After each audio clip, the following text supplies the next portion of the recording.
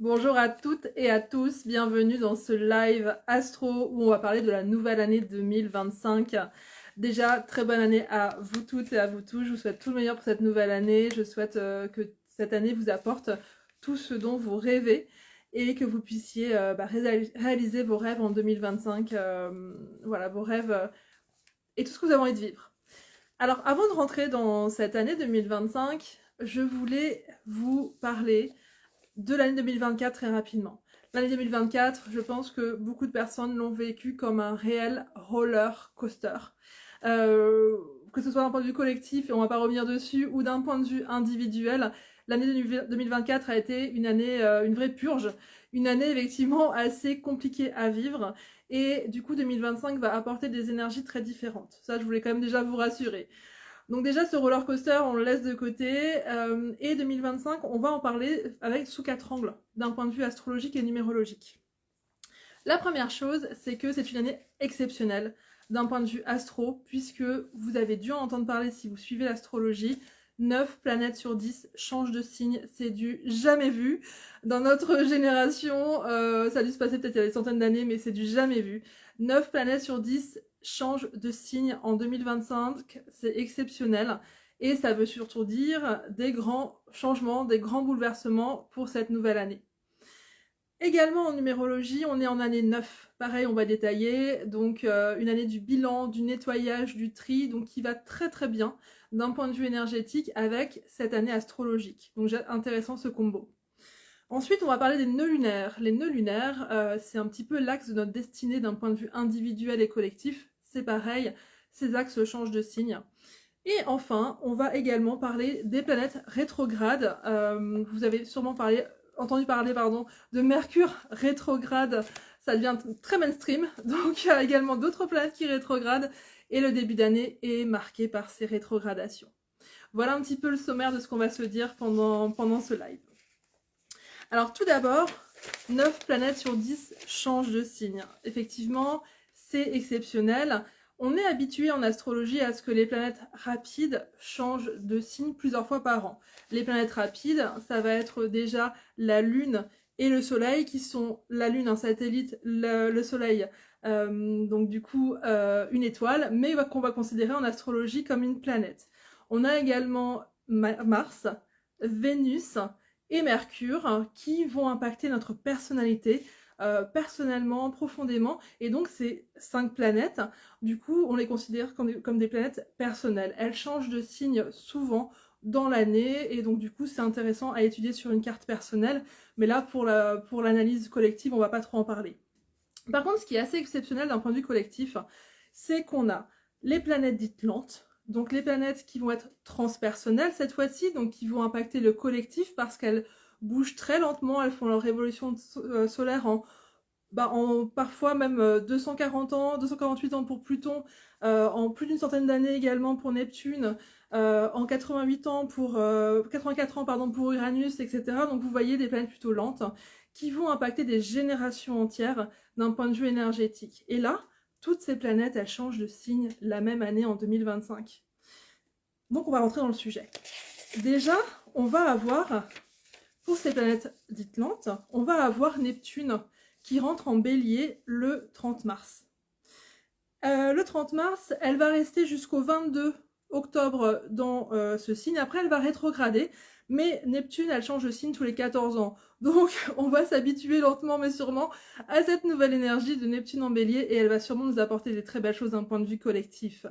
Puisque Neptune, c'est quoi? Neptune, c'est la planète de la spiritualité, de l'empathie, de la sensibilité, et d'un point de vue collectif, c'est la planète qui donne une vision du monde plus empathique, plus juste, et plus dans la communion et dans l'union.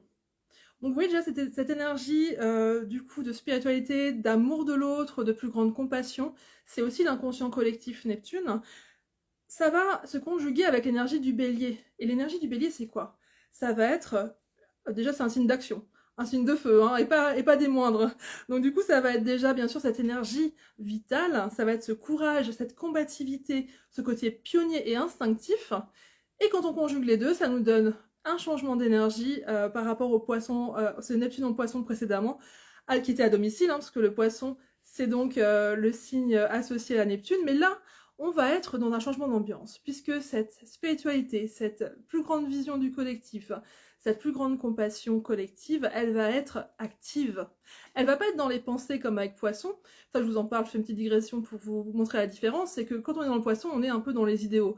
Ah, ce serait bien si on avait plus de compassion les uns avec les autres. Ce serait bien si on avait un système de santé mentale, un système de santé physique, ou un système comment dire, qui accueille les autres, peut-être plus développé, qui soit accessible à tous. Donc là, l'énergie du Poisson, on est plus dans la mentalisation, non, dans les émotions et dans les idéaux, dans les rêveries. Mais là, avec le Bélier, on passe à l'action. On est dans, ok, vous voulez un système de santé qui fonctionne mieux? Ok, qu'est-ce qu'on peut faire? On y va. Et ben, c'est un peu comme ça sur tous les sujets collectifs et tous les sujets qui vont concerner du coup cette plus grande empathie, cette plus grande spiritualité.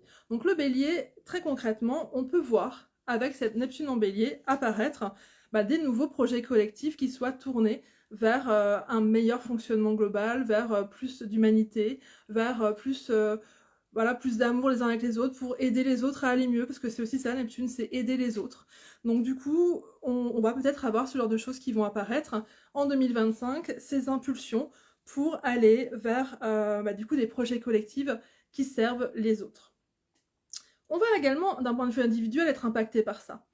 Ça peut donner pour vous-même, peut-être aussi, des envies d'aller justement vers une spiritualité plus active.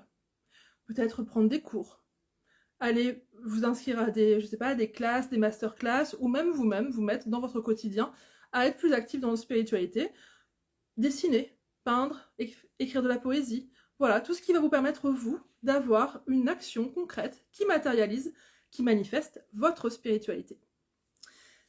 Ce qui peut être un petit peu parfois compliqué avec ce Bélier, ça va être l'impatience. Ça va être, on veut absolument que les choses aillent vite.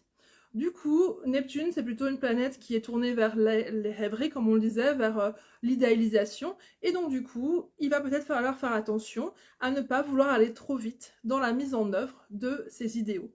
Puisque, en effet, ça se construit et que le Bélier a tendance à vouloir aller un petit peu trop vite. Donc, ça va être un petit peu le warning avec ce nouveau placement.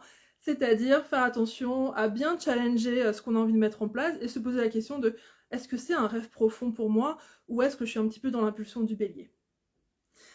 Alors déjà pour cette premier placement, vous voyez, on va avoir des choses qui vont changer d'un point de vue collectif et individuel. On en a un deuxième de placement qui vient également se loger dans le Bélier. Une planète et pas des moindres, c'est Saturne. C'est super intéressant, l'association des deux placements en Bélier, puisque Neptune, on vient de le voir, la planète donc des idéaux, des rêves, de la communion, de l'union, du vivre ensemble et vivre mieux ensemble, eh bien Saturne, c'est un petit peu le grand-père. C'est un petit peu celui qui va venir mettre des règles, des structures, de la discipline. Saturne, c'est une planète qui est absolument magnifique pour ça, parce qu'elle vient mettre des fondations. Saturne, c'est la planète qui va vous apprendre des leçons, qui va vérifier que vous les avez bien comprises et bien ancrées dans votre nouveau fonctionnement. C'est également une planète qui est empreinte de maturité, de sagesse, et également, d'un point de vue collectif, elle peut représenter nos institutions et nos structures sociétales, les structures de notre société en général. Donc vous voyez, ce Saturne, il change également d'ambiance, parce que pareil, les poissons, on le rappelle, c'est un signe qui est beaucoup plus émotionnel, beaucoup plus tourné vers des choses immatérielles, vers le flou, etc. Alors que là, le Bélier, c'est hyper concret, hein. On y va, on défonce les portes, et donc du coup, on est aussi sur du renouveau avec le Bélier. Sur un signe qui va être, encore une fois, instinctif, courageux, qui veut de la nouveauté. Le Bélier, il y va, il veut absolument découvrir et réfléchir après. Du coup, ça peut donner quoi? Ça peut donner une conjugaison plutôt, entre cette discipline, cette structure, ces règles, ce fonctionnement qui va être vécu dans la durabilité, conjugué avec le courage, l'énergie d'action du Bélier. Donc très concrètement, ça va être le fait que c'est propice de mettre en place de nouvelles structures, de nouvelles fondations. Donc on est sur cette logique de mettre en place des choses qui vont ouvrir des voies dans la société, mais avec un esprit de durabilité. On va pas être dans le allez on teste et c'est pas grave, ça c'est cool. Non, Saturne, il va venir cadrer l'énergie un peu pulsionnelle du Bélier. Donc ce Saturne, il va venir challenger, vous l'aurez compris, les structures anciennes. Que ce soit, ce Saturne en Bélier, il va venir challenger les structures anciennes, que ce soit pour les entreprises ou que ce soit pour les institutions. Que ce soit également les anciens modes de fonctionnement sociétaux, mais également personnels. Donc nous-mêmes, quels sont nos archaïsmes? Quels sont les fonctionnements qui n'ont plus lieu d'être? Qui peut-être on était dans l'illusion que ça fonctionnait, vous voyez un peu ce Saturne en poisson, on peut être un peu dans des illusions avec le poisson, mais là avec le bélier on est très concret, et le mur si on le teste on se le prend et ça fait mal. Donc du coup on va être vraiment dans cette notion aussi un petit peu de tester des choses pionnières en termes d'institutions, et puisque là encore une fois on est sur des prévisions 2025 qui sont collectives mais aussi individuelles, on va être impacté sur les deux plans. Je ne sais pas si vous y adhérez, moi j'adhère au fait qu'on est venu de toute façon travailler pour son âme individuellement et collectivement pour faire avancer les choses. Donc du coup on a toujours cette résonance qu'on le veuille ou non. Par rapport à ça, on va avoir avec ce Saturne en bélier déjà des questions de nouveaux défis qui vont pouvoir relever avec discipline et endurance. On va pouvoir aussi reprendre ses responsabilités avec courage.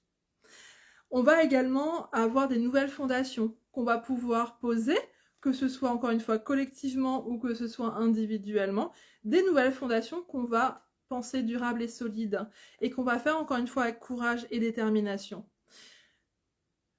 On peut aussi avoir des réformes politiques et sociales qui vont voir le jour. Je fais à ce moment-là une aparté où je reviens sur Pluton en Verseau. Vous en avez sûrement entendu parler.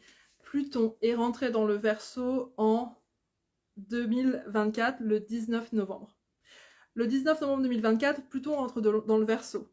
Il change de signe après plus de 15 ans dans le Capricorne. Le Capricorne, c'est un signe qui est également très rigide, qui est très traditionnel, qui est très tourné vers le travail, vers l'endurance. Et là, changement d'ambiance. Depuis le 19 novembre, on est sur la logique de la plus humanité. La logique du Verseau qui veut faire avancer les choses, qui veut casser les codes, qui veut un monde plus juste, qui veut un monde plus fraternel.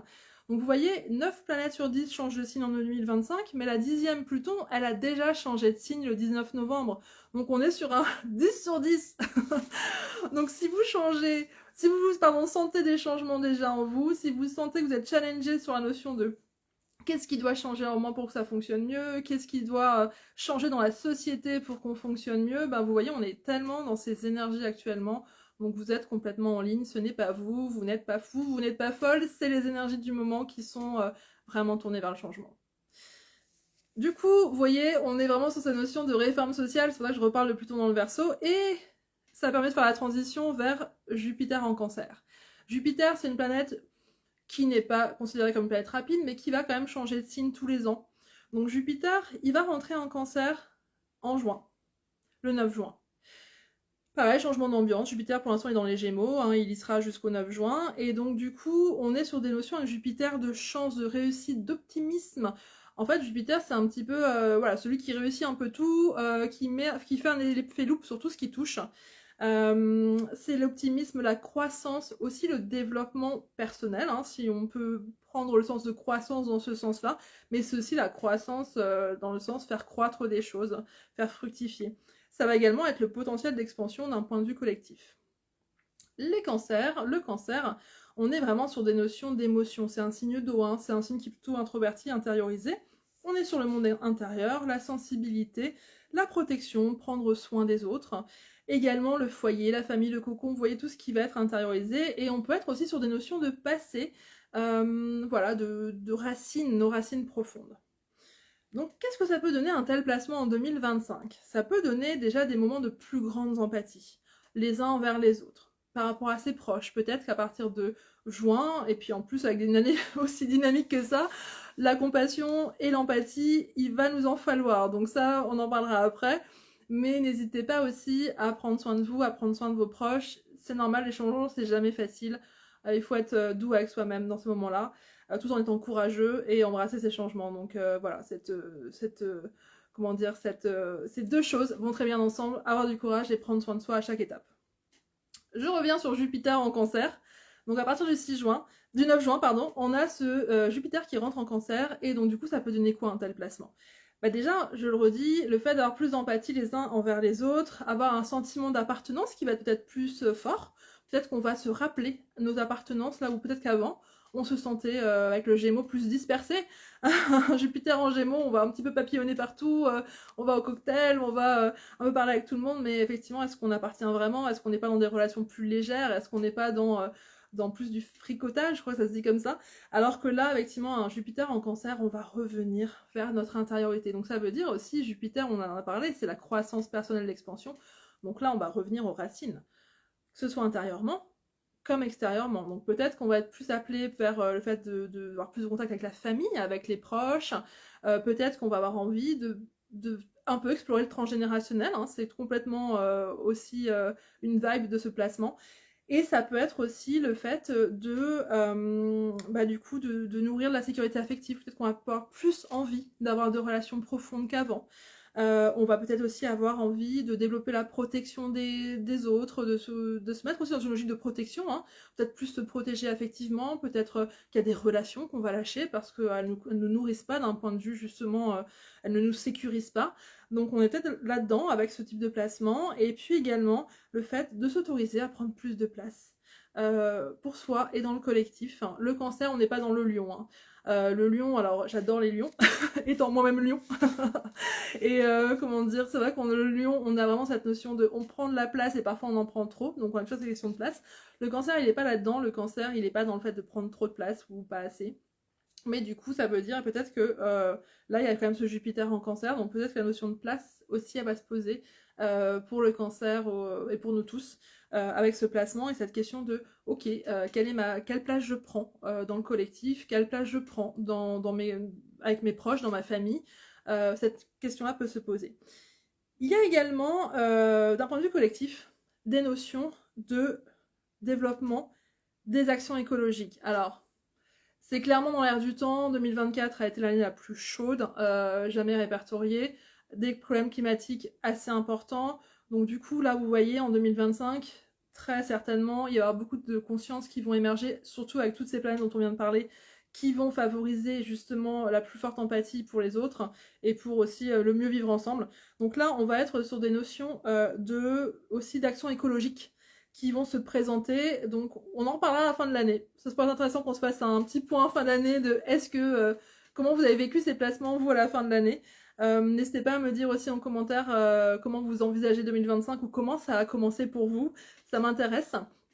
Mais effectivement, il y a cette notion aussi de préservation de la terre. Vous voyez, préservation des siens, préservation de la terre-mère, puisqu'effectivement, le cancer, c'est aussi, comment dire, l'énergie maternelle. Et d'un point de vue collectif, notre mère à tous, c'est quand même la terre.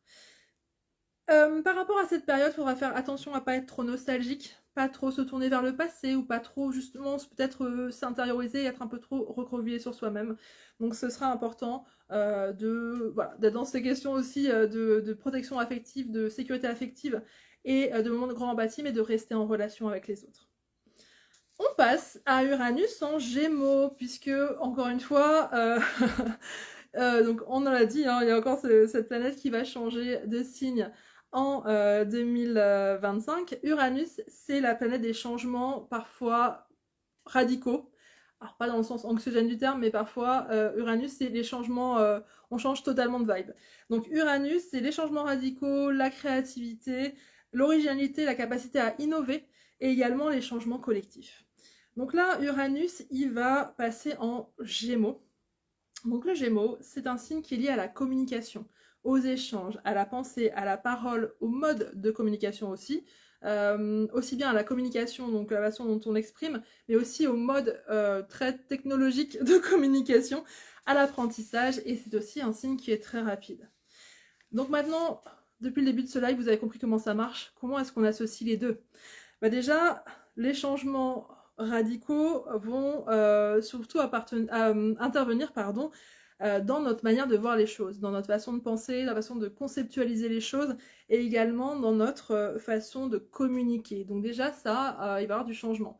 De la même façon, on va sûrement voir la modification de certains modes d'apprentissage. On parle de plus en plus de l'autisme, des TDAH, des troubles d'apprentissage, les fameux 10.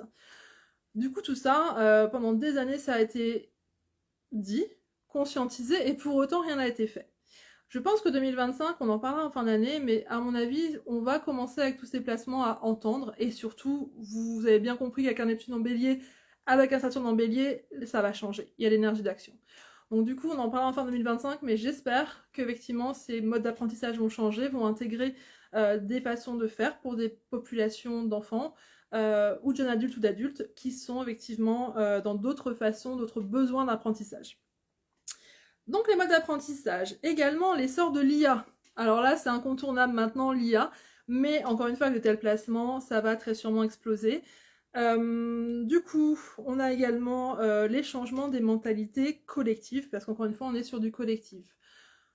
On en parlera en fin d'année, mais tout ça, ça va pulser. Alors par rapport à un placement comme Uranus en Gémeaux, il va falloir faire quand même attention à une chose. Uranus, on l'a dit, c'est les changements radicaux, les changements soudains. Les changements ont toujours du bon. Par contre, il faut pouvoir embrasser le changement et s'assurer que le changement n'est pas de la fuite.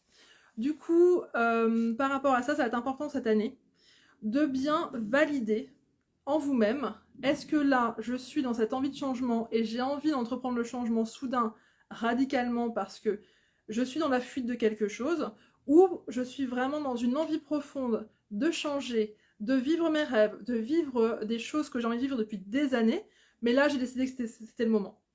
Si c'est la deuxième solution, super, allez-y. Si c'est la première solution, prenez le temps de travailler sur vous, de vous challenger et de comprendre ce qui doit changer. Mais ce n'est peut-être pas faire un changement radical, peut-être pas quitter votre compagnon, peut-être pas tout lâcher, peut-être pas quitter un travail parce qu'il y a des choses qui vous semblent inacceptables. Si c'est le cas, allez-y. Si vous vous rendez compte que c'est pas le travail ou le conjoint qui pose problème, mais plutôt un état intérieur qui demande à être changé, je vous donne un exemple très concret. J'ai déjà croisé des personnes qui voulaient quitter leur travail salarié parce qu'elles en avaient complètement marre, et ce que je comprends. Sauf qu'en fait, elles voulaient entreprendre dans un secteur qui était risqué alors qu'elles avaient des enfants, et c'était pas vraiment un souhait, c'était plus un loisir. Et du coup, en travaillant avec une coach, avec une thérapeute, elles ont compris qu'en fait, elles avaient besoin de s'affirmer et qu'en voulant quitter ce travail, elles ne faisaient au final que quitter une situation où elles ne s'affirmaient pas. Et au final, elles allaient rencontrer ailleurs, dans d'autres domaines, dans d'autres circonstances, d'autres événements, le même type de situation.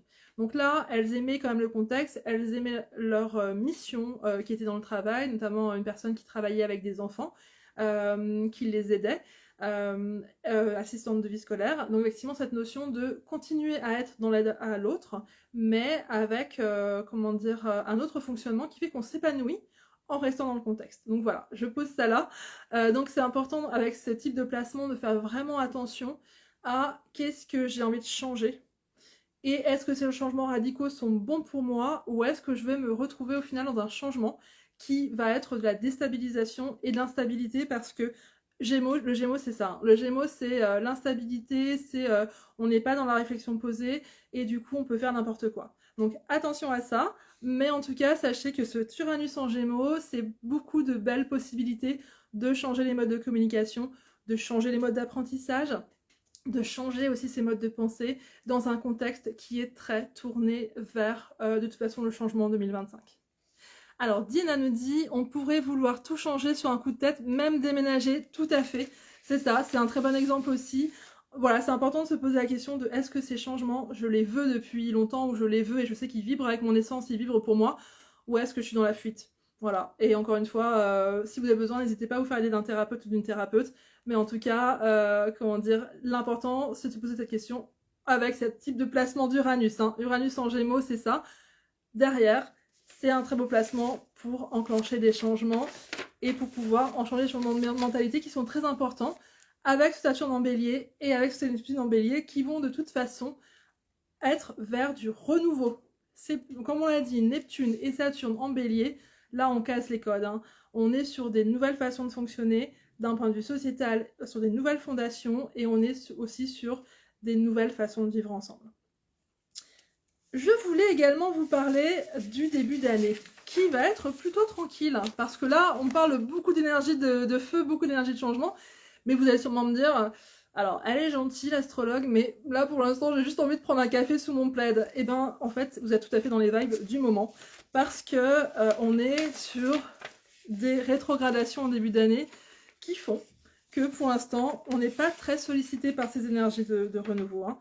Déjà, on est en période d'Uranus rétrograde, qui rétrograde en Taureau jusqu'au 30 janvier. Donc, vous voyez, Uranus, cette planète du changement radical, pour l'instant, elle est tranquille. Elle est plutôt tournée vers l'intérieur. La rétrogradation, encore une fois, c'est quand une planète ne se tourne pas vers l'extérieur, vous n'êtes pas sur l'expression extérieure de son énergie, mais sur une expression intérieure. Donc cette planète, elle va venir un petit peu secouer en vous des choses. Donc peut-être que vous voulez, avec cette Uranus rétrograde, des changements dans votre vie importants. Vous voulez revoir des grandes notions de votre vie, des domaines de vie, mais pour l'instant, vous ne savez pas comment. Donc du coup, cet Uranus rétrograde, laissez-la faire son travail. Pour l'instant, ne prenez pas de décision radicale. Encore une fois, laissez-la revenir en marche directe le 1er février. Pour l'instant, Uranus rétrograde, elle va venir surtout un petit peu labourer à l'intérieur vos envies de changement, vos envies de casser les codes, vos envies de créativité, d'originalité, de comment exprimer votre essence unique au monde. C'est un petit peu ça, Uranus rétrograde. Vous allez aussi peut-être sentir, hein, j'allais dire subir, mais non, mais sentir ce Jupiter rétrograde, donc actuellement, jusqu'au 4 février. Ce Jupiter rétrograde, c'est pareil. Peut-être que là, on n'a pas trop envie de chasser les opportunités. Ben, encore une fois, c'est ok. Ça veut juste dire que, pour l'instant, vous allez sûrement être interrogé par ce Jupiter rétrograde sur, ok, qu'est-ce que j'ai vraiment envie de développer, puisqu'on rappelle, Jupiter, c'est l'expansion. Donc, qu'est-ce qui va un petit peu être pour moi prioritaire dans mon développement personnel? Qu'est-ce que je sens vouloir mettre en place? Là où va être un peu ma joie, hein, c'est de la joie, l'optimisme aussi, Jupiter. Ensuite, on a Mars rétrograde. Donc, vous voyez, si vous avez envie de flâner sur votre couette, c'est tellement normal, en plus de la fraîcheur ambiante. Vous avez ce Mars rétrograde, donc Mars à la base c'est la planète de l'action. Mars c'est une planète qui logiquement vous donne l'action, l'énergie nécessaire pour faire briller votre soleil. Quel que soit votre signe astral, hein. Le Mars en fait est une planète qui est au service de votre soleil. Mars il vous donne l'énergie de faire, de vous exprimer, de vous honorer et du coup de vivre votre chemin de vie. Sauf que là, Mars, il est rétrograde jusqu'au 24 février. Donc pareil, en fait, ce Mars, il est en mode, ok, attends, j'ai envie d'être pleine balle. Mais là, pour l'instant, la question que je me pose, c'est quoi mes objectifs prioritaires? Qu'est-ce que j'ai vraiment envie de vivre? Qu'est-ce que j'ai vraiment envie de faire? Vous voyez, on est vraiment sur des énergies de renouveau et ça commence en ce début d'année par vous-même. Ça commence par votre intériorité. Ça commence par qu'est-ce que je dois labourer en moi, qu'est-ce que je dois voir. C'est un moment de shadow work, hein, c'est un moment où vous pouvez faire appel à votre thérapeute ou à un thérapeute ou même vous, faire de la méditation ou être dans un moment où vous allez, vous voyez, embrasser ces énergies d'intériorité qui sont encore une fois sur plusieurs plans et qui là, avec ce Mars rétrograde, vont venir vous interroger sur vos objectifs de vie. On parle pas que du pro là. C'est aussi cette notion de, ok, encore une fois, ce Mars, il est au service du Soleil, hein, il n'est pas là que pour être... Mars, c'est pas que le bricolage, l'action pour faire du sport, la sexualité aussi, Mars, mais c'est aussi cette notion de, là, ce Mars, il est en mode, qu'est-ce que je veux? Qu'est-ce que je veux? Où est-ce que je veux mettre mon énergie? Et surtout qu'il va être, il est dans le cancer depuis, enfin non, on est le 5. Il va être dans le cancer demain, en rétrogradation toujours, donc il va passer du lion, où là il a interrogé quand même sur sa place professionnelle, comment est-ce que je brille, quelle place je veux prendre, quelles sont mes ambitions, un petit peu à là le cancer où on va plus être encore plus en intériorité, de ok, c'est quoi mes objectifs de vie, qu'est-ce qui me fait vibrer moi, le cancer c'est quand même les émotions, le monde intérieur aussi. Donc ce Mars il va vraiment venir aussi vous interroger là-dessus. Et lorsqu'on va sortir de ces rétrogradations, en février, on va avoir une nouvelle rétrogradation d'une planète personnelle qui est Vénus. Vénus, vous connaissez sûrement cette planète, cette magnifique planète, cette magnifique énergie féminine. Vénus, c'est vraiment cette planète qui est liée à l'amour, aux relations, à comment est-ce qu'on aime, qui est-ce qu'on aime, et également l'amour qu'on se porte, l'estime de soi, nos valeurs personnelles aussi. Quelles sont les valeurs qui font que je me lève le matin, qui font que je vais défendre une cause? Quelles sont les valeurs qui me font communiquer. Donc vous voyez, cette Vénus, elle a aussi une place centrale dans notre personnalité. Et cette Vénus, elle va rétrograder en Bélier. Oui, le Bélier cette année, hein, c'est un signe qui est important, qui va être quand même assez activé et qui va être assez important dans notre année. Donc voilà, si vous avez des amis Béliers, prenez-en soin. Leur signe va être beaucoup impacté cette année. Donc du coup, effectivement, donc cette Vénus, elle va venir vous interroger, cette fois-ci, vous l'aurez compris, sur votre façon d'aimer, sur la façon dont vous vous aimez et sur aussi les actions que vous entreprenez par rapport à l'amour de vous-même, pardon, et l'amour des autres. Voilà, donc cette Vénus, elle va encore venir, oui, remettre une couche de questionnement sur l'amour de soi et de questionnement sur l'amour en général. Donc encore une fois, embrasser ces énergies qui sont pas dans l'action. C'est peut-être pas là où on date. C'est peut-être pas là où on est dans une énergie hyper d'extraversion en relation ou en amour. Mais c'est pas grave parce que l'important c'est surtout d'accueillir. C'est un petit peu ces bilans en fait. C'est comme des micro-bilans en fait, les rétrogrades. Ces micro-bilans qui font que vous allez vous poser la question de ok, qu'est-ce que j'ai envie de nourrir, où j'en suis dans mon estime de moi, est-ce que je m'estime assez pour avoir le courage, vous voyez le bélier c'est le courage, avoir le bélier aussi, pardon, avoir le courage d'aller peut-être draguer cette personne qui me plaît mais je me sens pas à la hauteur. Voilà, donc c'est un peu ce type de questionnement qui peut se présenter. Vous pouvez aussi vous demander, ok, avec tout ce qui se passe, je voyage 3 par an en avion, est-ce que j'ai toujours envie de ça? Est-ce qu'au final, vous voyez, ma valeur personnelle, Vénus, est-ce qu'au final, j'ai pas envie de voir des modes de vacances différents avec toutes les problématiques écologiques dont j'entends parler? Ça peut être aussi des questions liées à l'argent. Est-ce que je gère bien mon argent? Parce que c'est aussi ça, Vénus, hein, c'est l'abondance, l'argent, donc où j'en suis par rapport à ça. Ça peut être aussi la question de l'artistique, Vénus. Donc voilà, voilà, merci Balade Coaching, merci Martine. Avoir le courage égale avoir le bélier, c'est ça? C'est ça Martine, tout à fait. Tout à fait. Effectivement, ouais, c'est ça, c'est un pléonasme, tout à fait.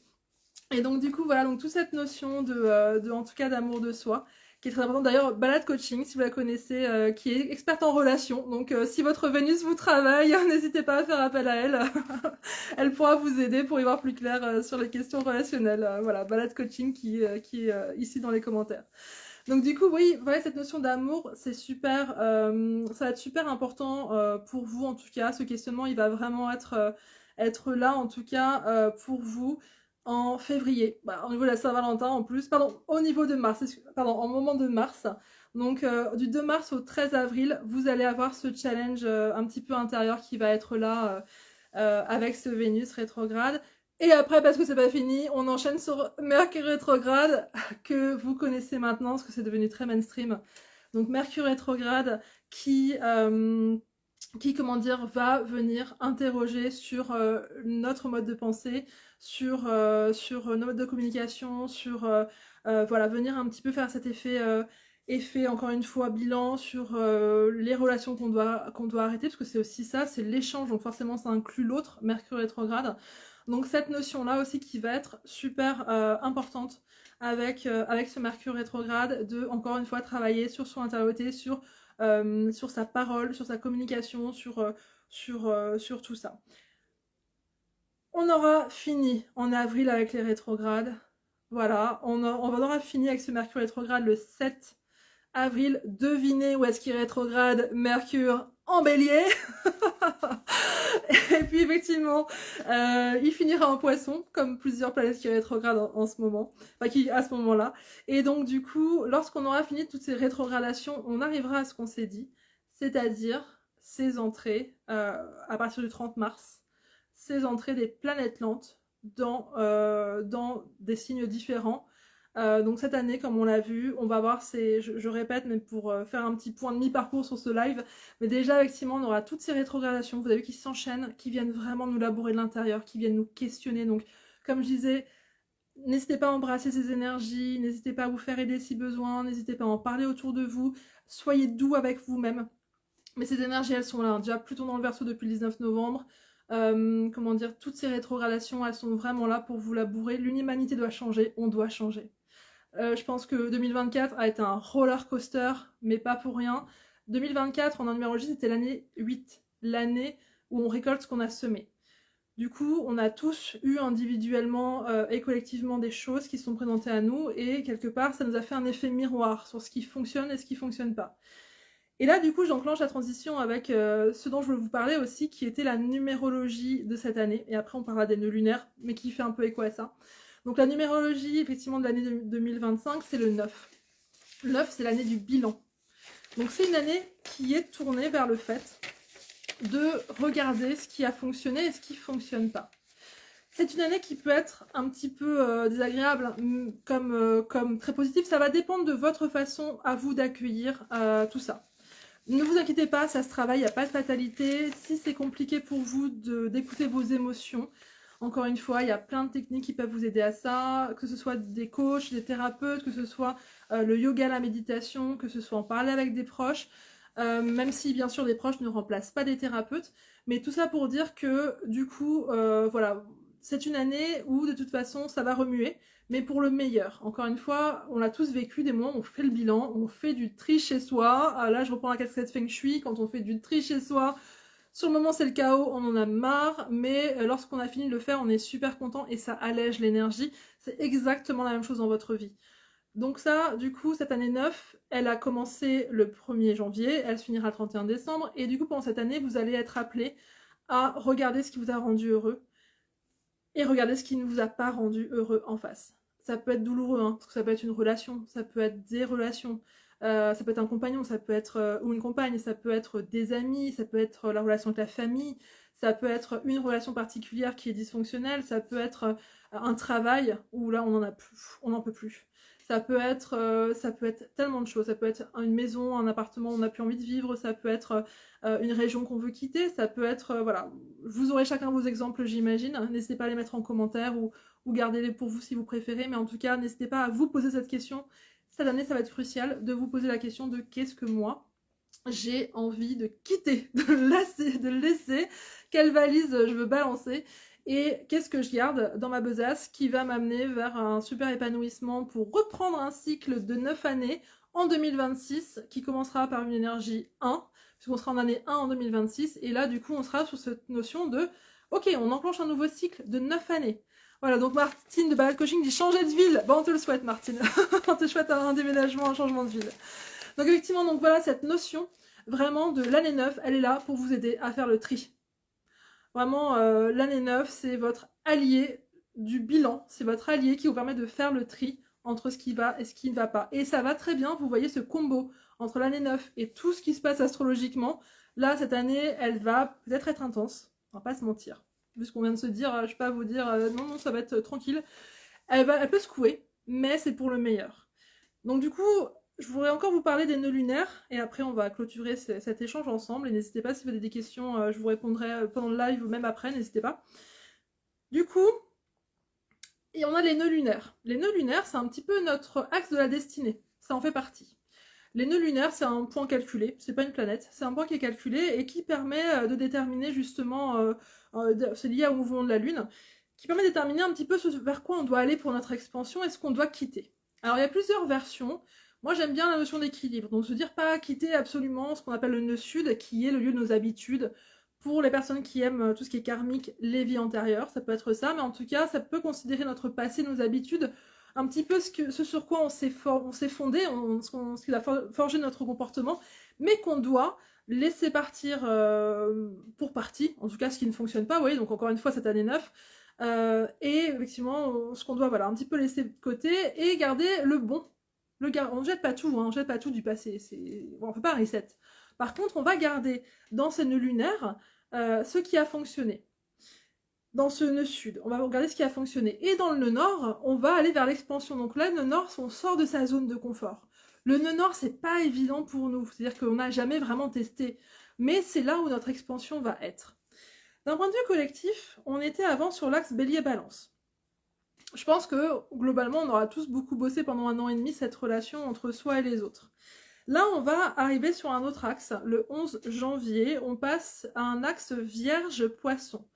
Nœud sud en vierge, donc on doit quitter ce qui ne fonctionne pas au niveau un peu des défauts, des ombres de la vierge, et on doit aller vers les lumières du poisson. Donc ça donne quoi? Ça donne que pendant 1 an et demi, on va être challengé sur le fait d'apprendre à lâcher prise. parce que la Vierge, elle peut être dans le contrôle. Donc effectivement, apprendre à lâcher prise, apprendre à lâcher le perfectionnisme. On peut être aimé sans être parfait. On peut réussir sans être parfait. On peut s'épanouir sans être parfait. Également, le fait de travailler à fond, parce que la Vierge, elle est corvéable à merci. Donc peut-être que des gens qui écoutent ce live se reconnaîtront dans le fait de se dire, bah, vous n'êtes pas au service des autres en fait. Voilà. Quel que soit votre signe, quel que soit votre thème, vous n'êtes pas au service des autres. Donc du coup, on lâche aussi l'auto-jugement. On arrête de se dénigrer, on arrête de chercher la petite bête. On lâche le jugement, on fait pareil pour les autres, on laisse vivre. On va également être dans le fait de quand même garder l'organisation. On garde quand même cette puissance d'organisation, on va quand même garder le discernement, ça c'est super important. Parce que le poisson a tendance à en manquer. Donc on va quand même garder les lumières de la Vierge, on va continuer un petit peu à les développer, mais on va aussi lâcher ce qui ne nous convient pas dans ces ombres-là. Et vous voyez, par rapport à ce qu'on s'est dit, par rapport aux placements qui vont changer en 2025, bah ça va faire du bien aussi d'aller vers plus de compassion, parce que c'est ça le poisson. Le poisson, c'est on apprend à développer sa compassion. Donc vous voyez, on lâche le jugement, l'autre a peut-être aussi un parcours qui fait qu'au lieu de le voir comme un casse-couille, peut-être qu'on peut se dire, ok, qu'est-ce qui fait qu'il est comme ça? Et après, effectivement, être dans une façon de fonctionner avec lui ou avec elle qui fait que chacun peut s'exprimer dans son authenticité. Donc du coup, cette notion de plus grande compassion, de plus grande sensibilité aussi.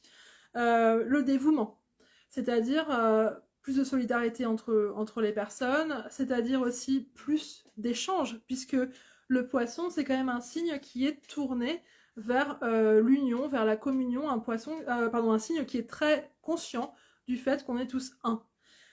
Donc vraiment cette notion aussi de spiritualité, encore une fois on l'a vu aussi avec ce Neptune en bélier, une spiritualité qui va être active cette année, c'est-à-dire qu'on va plus être que dans nos pensées un peu en mode gourou, genre ah ouais ce serait vachement bien quand même que qu'il y ait moins de pauvres, et c'est vachement bien quand même qu'il y ait plus de solidarité. Mais là, non, on y va, on met en place des structures, on met en place des choses qui font que y a plus de solidarité active envers les autres, et ben là, c'est un petit peu ça aussi qui va venir soutenir ces nœuds lunaires, c'est qu'en fait, on va développer ça, on va être appelé à développer ça, cette compassion, cette spiritualité pour soi, mais aussi effectivement au service des autres, et notre connexion au divin.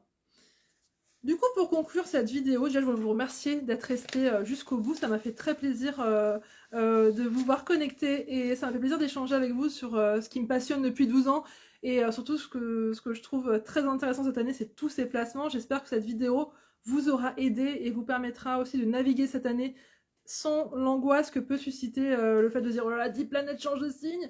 mais vraiment en comprenant que c'est des opportunités de croissance d'un point de vue individuel et collectif. Donc du coup, pour résumer, je voudrais déjà vous dire que vous êtes tous effectivement, comment dire, des êtres uniques. Vous avez tous votre propre essence, vous avez tous votre façon de naviguer ce monde qui vous est unique. Donc déjà cette année, elle va vraiment être tournée aussi vers ça. Et que du coup, ça va être important pour vous cette année de pouvoir vraiment vous raccrocher à ça, à votre unicité.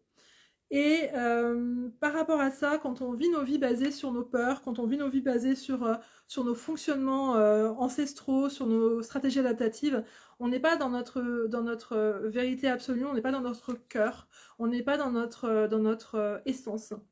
Et du coup, ce que je veux dire par rapport à ça, c'est que cette année, elle va de toute façon vous appeler à revenir vers ça. Comme vous avez pu le voir, avec un début d'année plutôt calme, plutôt très intériorisé, mais à partir du printemps, avec justement cette énergie bélier qui va être très mise en avant, cette année, ça va vraiment pulser. On va être de toute façon appelé à extérioriser ce qu'on est, à extérioriser notre vérité intérieure. On peut ressentir par rapport à ça des résistances, on peut ressentir des tensions. Donc je voudrais juste vous dire que si c'est le cas, vous n'êtes pas seul. Et justement, c'est aussi l'énergie de 2025, ne restez pas seul avec ça. C'est une année qui peut être angoissante, qui peut être challengeante quand on lit tout ça, quand on entend tout ça. Mais je voudrais rappeler que c'est une année qui va être aussi merveilleuse parce qu'elle va vous permettre de revenir sur votre propre chemin de vie et sur ce qui fait que vous êtes incarné en premier lieu pour vivre votre vérité unique. Voilà, donc je voulais juste conclure ce live en vous disant que personnellement j'adore les changements, je sais pas pour vous, mais je voulais quand même préciser cela parce que je sais qu'il y a des personnes pour qui c'est plus compliqué la notion de changement, des personnes pour qui la zone de confort c'est un petit peu une habitude qu'on a prise longtemps. Donc vous dire qu'en tout cas, vous n'êtes pas seul. Donc profitez aussi de l'aide des autres, profitez de la compagnie de vos amis, des gens qui vous aiment, pour embrasser tous ces changements en 2025 qui vont être assez succulents. Et en tout cas, je vous remercie d'être resté jusqu'au bout. Je vous fais des bises et je vous souhaite une très bonne année 2025. À bientôt.